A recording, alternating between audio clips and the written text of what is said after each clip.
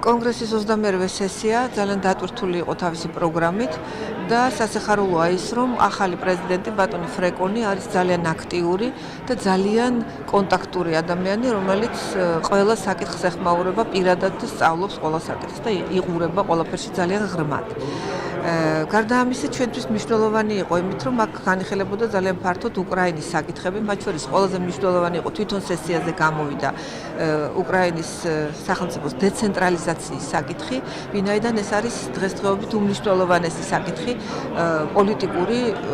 კუთხით. ეს მინსკის ხელშეკრულებებშიც არის ასახული და ახლა როგორ ახორციელებენ ამას და რა უნდა გაკეთდეს იმისთვის, რომ უკრაინის სახელმწიფო ერთის მხრივ არ დაიშალოს და არ მოხდეს მისი მოშლა სტრუქტურებისა და მისი მოწყობის